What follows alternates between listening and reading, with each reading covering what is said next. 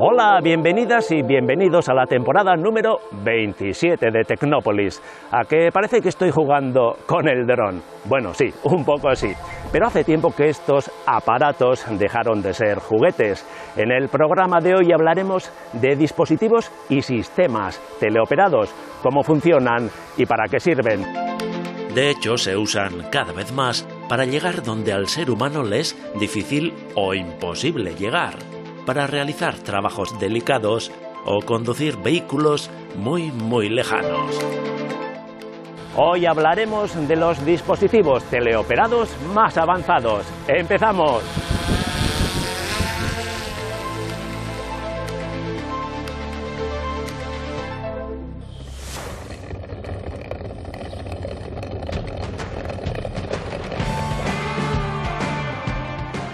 Los dispositivos teleoperados no son nuevos, para nada. La NASA ya los definió en 1978 como dispositivos robóticos con brazos manipuladores, sensores y cierto grado de movilidad, controlados remotamente por un operador humano de manera directa o a través de una computadora. Las cosas han evolucionado desde entonces y en la actualidad contamos con todo tipo de dispositivos teleoperados. Pero lo que no ha cambiado son los elementos de los que consta un sistema de teleoperación. El operador o teleoperador es el ser humano que realiza el control a distancia, en este caso yo mismo. El dispositivo teleoperado, para nosotros el dron. La interfaz, por ejemplo, este mando que tengo entre manos, es el conjunto de dispositivos que permiten la interacción entre el operador y el dispositivo. En este caso, me permite enviar información al dron y recibir la que él me envía. Los canales de control y comunicación son las señales y los protocolos utilizados para la comunicación entre el operador y el dispositivo operado. Esto es, el idioma en el que nos entendemos mi dron y yo. Y por último, los sensores. Por un lado, proporcionan información sobre el propio dispositivo. Este dron, por ejemplo, tiene un sensor de altitud, un sensor de velocidad, un localizador GPS. Por otro lado, tiene sensores para detectar el entorno. En este caso lleva una cámara, pero otros drones tienen cámaras térmicas o pueden medir la calidad del aire. Para entender mejor el desarrollo y la evolución de estos dispositivos teleoperados, conocer la importancia que han adquirido en nuestro día a día e identificar sus diferentes aplicaciones, hemos invitado a la ingeniera de telecomunicaciones Nagore Guarrechena. Ella nos ayudará a entender mejor a estos dispositivos que se utilizan tanto en la Tierra como en Marte. Kaixo Nagore. Kaixo. Bueno, cuando hablamos de dispositivos teleoperados, lo primero que me viene a la cabeza son aquellos cochecitos de radiocontrol, ¿no? ¿Tú tuviste uno? Tuve uno que me trajo la ITA de Estados Unidos. Yo además, también tuve uno. Y todavía vive. Y además era sin cable, ¿eh? ¿Y funciona? Y funciona. Wow. Y funciona. Bueno, serían más o menos los drones, ¿no? de hoy en día, ¿no? Sí, por ejemplo. Bueno, hemos visto que los dispositivos teleoperados todos tienen los mismos elementos como base, ¿no? Como punto de partida, pero sus funciones, mejor dicho, son multitud, ¿no? Son inmensas, ¿no? Sí, depende de para qué los queremos utilizar y dónde van a ser operados, pues al final se diseñan dentro de esas bases que acabamos de ver comunes, pero se diseñan ya específicamente para el fin en el que los vayamos a utilizar. Por ejemplo, pues utilizamos en agricultura, se utilizan en cirugía, Se utilizan, como no, en logística, en transporte, e incluso en casa, ¿no? Al final, pues para... Los pequeños robots que andan, que pululan por ahí, ¿no? Tú también trabajas con dispositivos teleoperados, ¿no? Con drones, concretamente. ¿Para qué los utilizáis? Nosotros trabajamos en la operación y mantenimiento de las torres eólicas, de las turbinas eólicas. Entonces, dentro de esa operación y mantenimiento, una de las tareas que hay que realizar es realizar la inspección de la pala, la inspección visual de la calidad de la pala. El método tradicional sería subir, un técnico sube dentro de la torre, con cuerdas se cuelga con las cuerdas y visualmente inspecciona y apunta pues cualquier, o fotografía, ¿no? Cualquier desperfecto que vea. Lo que ofrecen o lo que se puede hacer con los drones son drones autónomos que directamente los posicionas en el suelo, entonces ellos empiezan el vuelo, detectan visualmente el modelo de la máquina y sus características concretas, entonces saben dónde tienen que volar, en qué dirección y cuántas fotografías tienen que sacar y directamente, automáticamente sacan todas las fotografías, envían esas fotografías a la plataforma y es ahí donde se evalúan esas fotografías, se ven los daños. Inteligencia artificial. Inteligencia artificial, ¿no? En todos los lados. También hay mente humana de apoyo, cómo no, y ahí un poco se puede evaluar cómo va a ser esa propagación o el riesgo que tiene cada uno de los errores detectados. Y eso lo hace el dron por sí mismo, él solito, ¿no? Eso es. Pues más o menos como el siguiente dispositivo teleoperado que conoceremos a continuación, que se utiliza en un lugar al que no puede acceder el ser humano. No sé si decirlo, mejor veámoslo.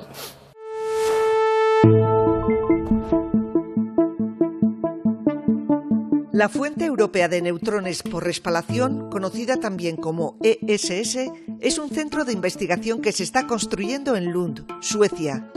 Una vez finalice la obra, se convertirá en el acelerador lineal más importante del mundo, con el que podremos ver el interior de los materiales a una escala subatómica.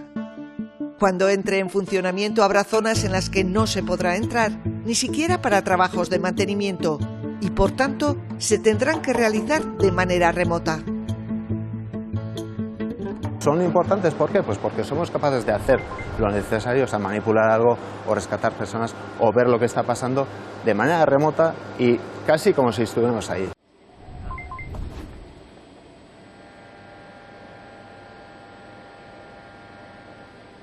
Este mecanismo va en nuestra estación científica que está en Suecia, en Lund.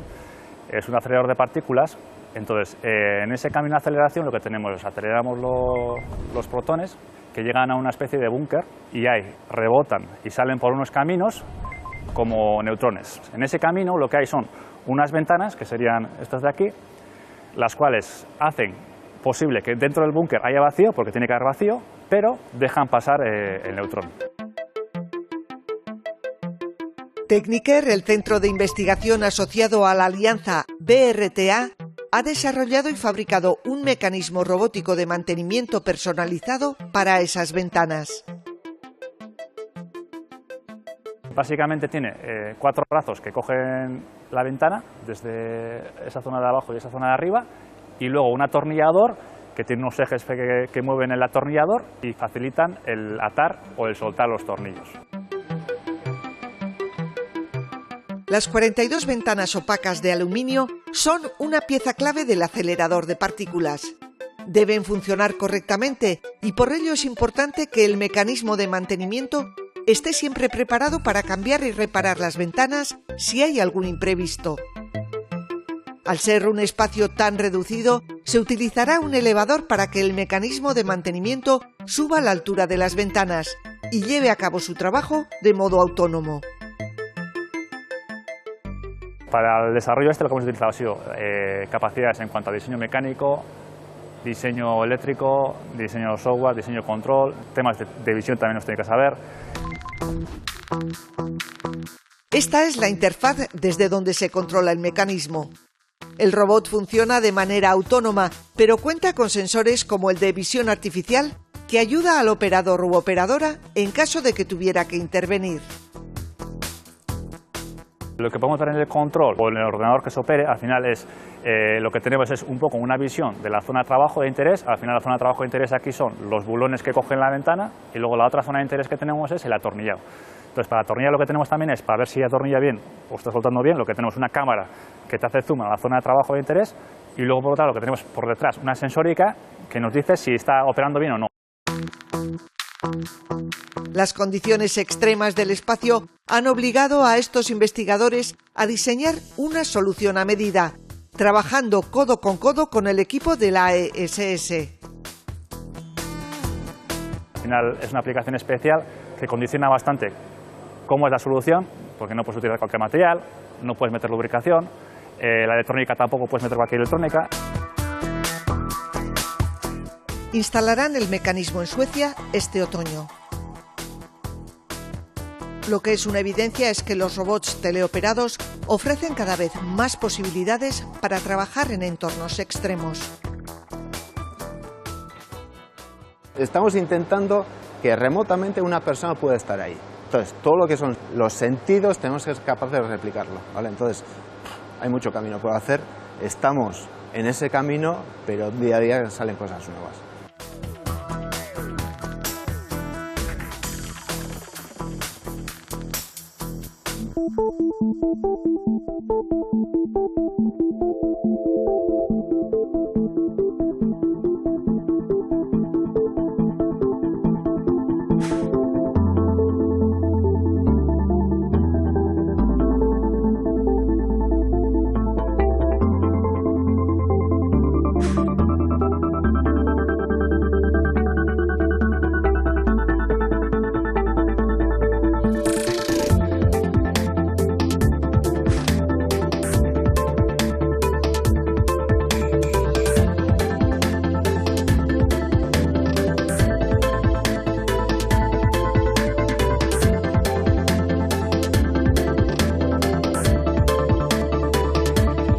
El dispositivo que acabamos de conocer y para el que utilizáis vosotros los drones es importante, ¿no? Esencial saber dónde se encuentran en su localización, ¿no? ¿Cómo consiguen saber esa información? Pues utilizando sensores. Al final los sensores son una de las claves o elementos más importantes de un sistema teleoperado. Sin sensores no funcionan los sistemas teleoperados, ¿no? Porque al final tú lo que quieres con un sistema teleoperado es operar en distancia algo, realizar o tomar datos o realizar una acción en distancia. Para eso tenemos los sensores.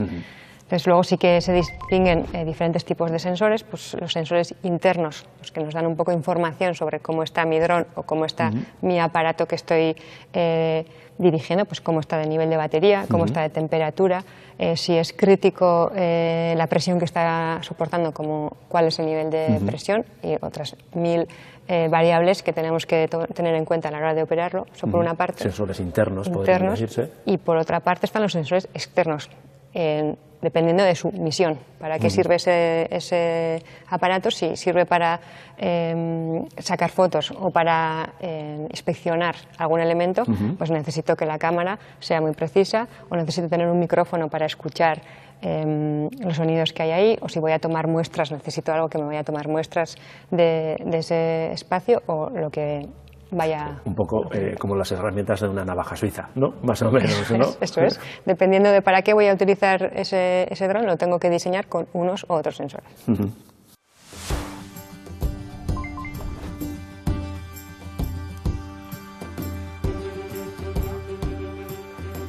Para descubrir e investigar los secretos del mar, son habituales las grandes expediciones que requieren un gran esfuerzo organizativo.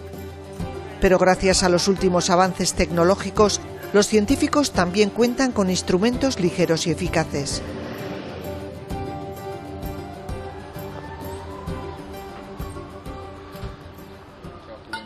Como muestra este glider, o planeador autónomo teledirigido. En Asti tienen dos, Shishili y Mari. Son prácticamente iguales y cuentan con 3 cabezas intercambiables que instalan en función del objetivo de la investigación. Los sensores que tienen incorporados recogen información sobre distintos parámetros del mar.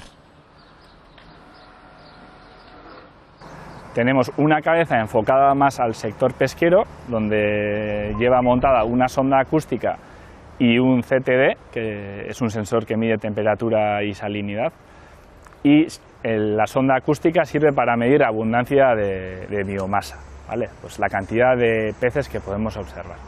Y por otro lado tenemos la cabeza que nosotros denominamos como cabeza biogeoquímica, la cual está montada con sensores de este tipo. Con esta cabeza miden datos como la temperatura, la salinidad o la materia orgánica en suspensión, que les permiten conocer el estado de salud de la mar.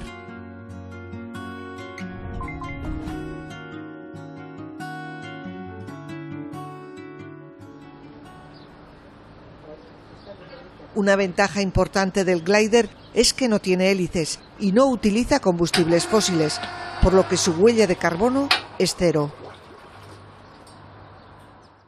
Navega a través del uso de dos actuadores, uno en la parte posterior, que es una vejiga, una especie de globo, que se infla y se desinfla para subir y bajar en la columna de agua, y por otro lado tenemos las baterías que están en la parte central del glider, y están montadas sobre un rail que les permite moverse adelante y hacia atrás y que giren sobre sí mismas hacia la izquierda y a la derecha.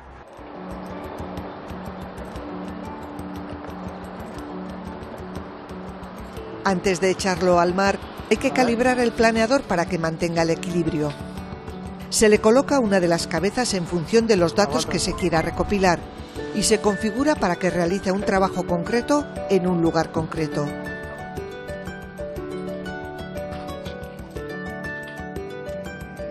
El glider puede permanecer en el agua durante semanas, pero cada 8 horas emerge a la superficie y transmite los datos obtenidos hasta entonces.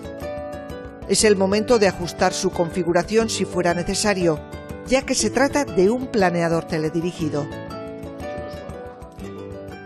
Durante la misión tenemos conexión satelital con el glider y cada vez que sale a la superficie es el momento de comunicarnos con el vehículo. Tanto nosotros con él como él con nosotros.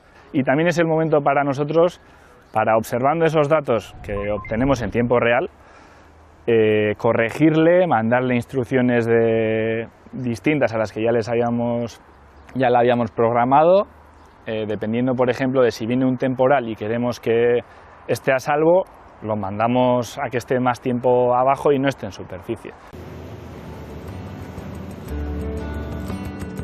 Hasta el momento han realizado 2 campañas para el sector pesquero, una para calibrar la biomasa de anchoas juveniles y otra para cuantificar la abundancia de verdel.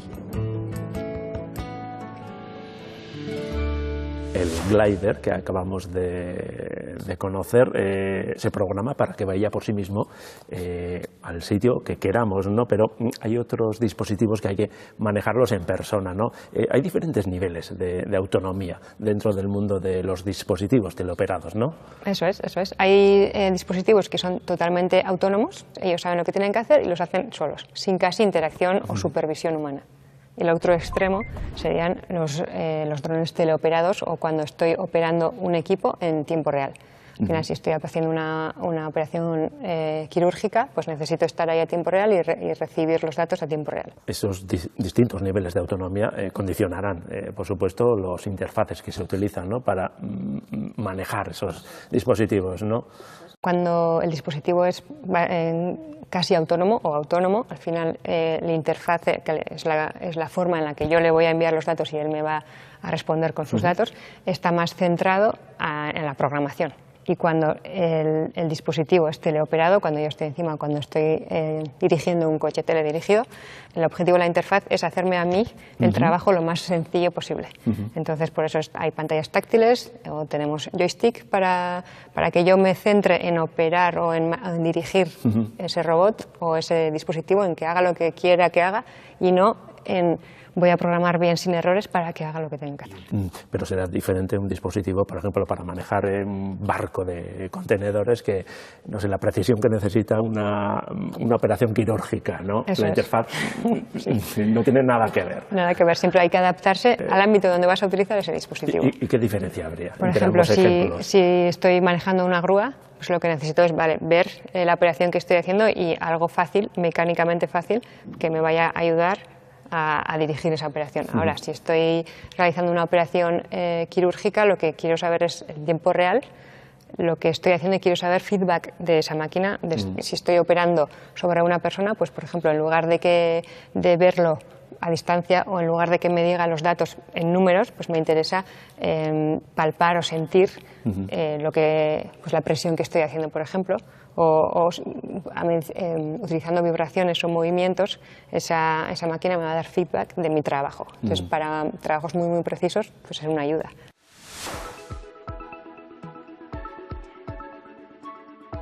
Hace casi medio siglo que se utilizó por primera vez un robot en un quirófano. En ese momento parecía ciencia ficción, pero no fue más que el principio. Desde entonces, los robots quirúrgicos se han vuelto casi imprescindibles para algunas intervenciones. 50 años después, su uso se ha normalizado y actualmente es posible realizar operaciones con robots teleoperados a miles de kilómetros de distancia. En Tecnalia están trabajando para hacer aportaciones a esta tecnología.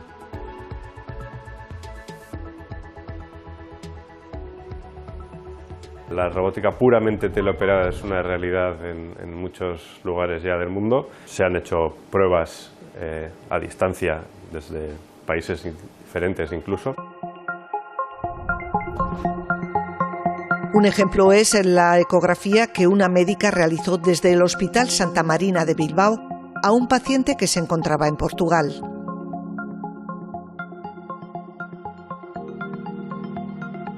El robot que están desarrollando actualmente en los laboratorios de Tecnalia en San Sebastián está pensado para hacer operaciones quirúrgicas a distancia.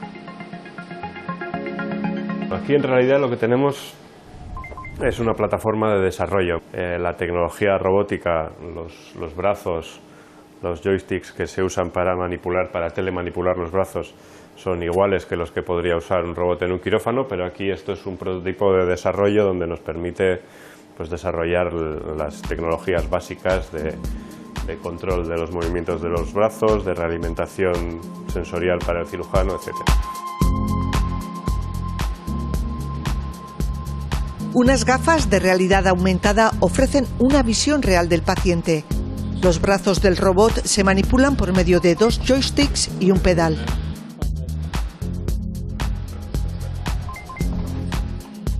Una de las cosas más interesantes de estos robots es que utilizan tecnología áptica, es decir, permiten tener sensaciones táctiles. Así, el cirujano o cirujana sabe cuánta fuerza debe aplicar a su instrumento. La información táctil es muy útil y se pierde en una cierta parte al transmitir la distancia. Entonces, nosotros tratamos, por un lado, de perder lo mínimo posible esa sensación táctil utilizando realimentación de fuerzas a través de los dispositivos, y al perderse parte de eso por el tema de los retardos y la distancia, pues tratamos de compensarlo con otro tipo de realimentación, por ejemplo visual, utilizando en la imagen que percibe el cirujano marcadores como los que se conocen en realidad aumentada para dar información que pueda ayudar a intuir esas fuerzas, esa sensación táctil que se pierde.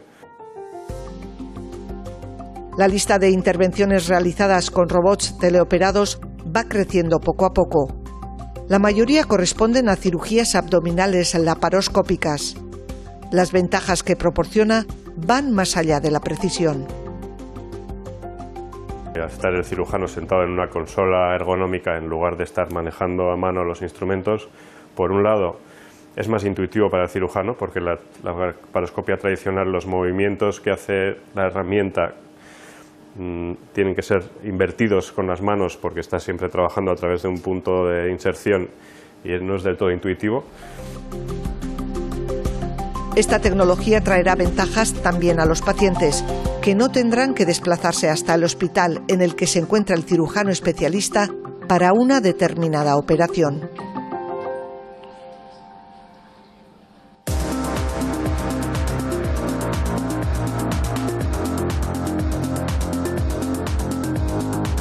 ¿Las ondas electromagnéticas provocan cáncer?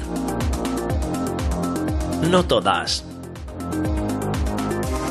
Las ondas electromagnéticas se clasifican según su frecuencia.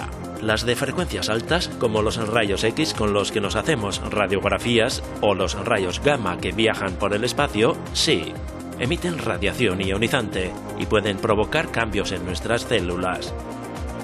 Pero las microondas, las radiofrecuencias que utilizan los teléfonos móviles o la luz infrarroja del mando a distancia, emiten radiación no ionizante. Después de más de 2000 investigaciones, la ciencia lo tiene claro. La radiación de los electrodomésticos no provoca cáncer. Hemos conocido cuáles son los elementos de los sistemas teleoperados, ¿no? Operador, interfaz, sensores. Nos queda saber cómo se comunican todos esos elementos entre ellos, cómo se transmite toda esa información. Eso es además que es súper importante, porque si se corta la comunicación o si no hay transmisión de datos, no hay teleoperación. No hay teleoperación. No se puede hacer nada. Ahí si hacemos, por ejemplo, el símil con una carta postal, la persona que se encarga, el servicio que se encarga de transportar esa carta desde el buzón hasta tu casa, eso sería el canal. El canal. ¿Vale? Y por otra parte está el protocolo, que son las reglas que hemos acordado previamente y que conocemos los dos para que nos podamos entender. En la carta postal voy a escribir el emisor, voy a escribir tu nombre y tu dirección en una posición, el remitente, en este caso el mío, en otra posición, y dentro de la carta voy a escribir el texto que te quiero hacer llegar en un idioma que sé que me vas a entender.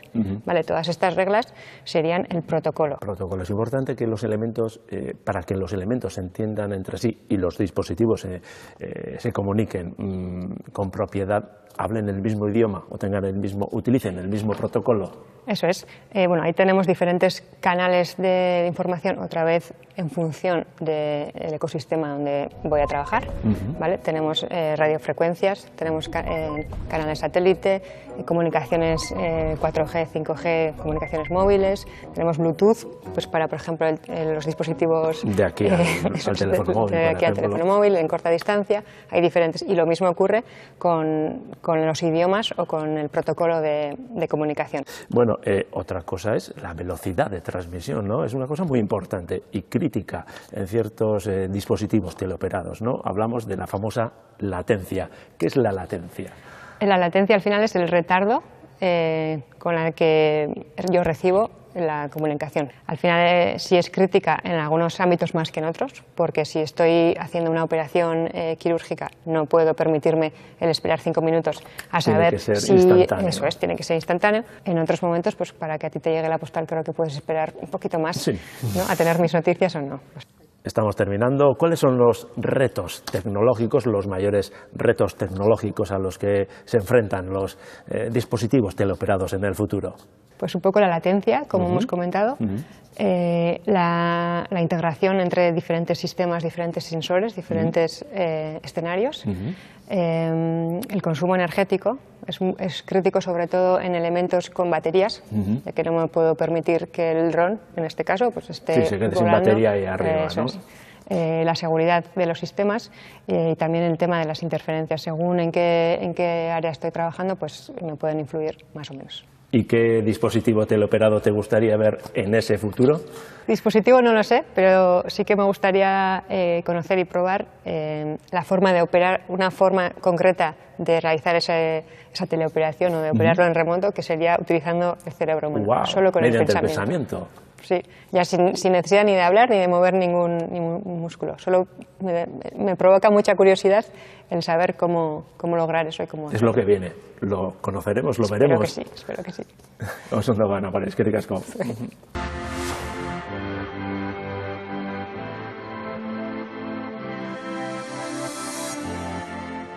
Terminamos por hoy. No os preocupéis, ya estamos trabajando en los próximos programas y no está bien que lo digamos nosotros, pero pintan bien.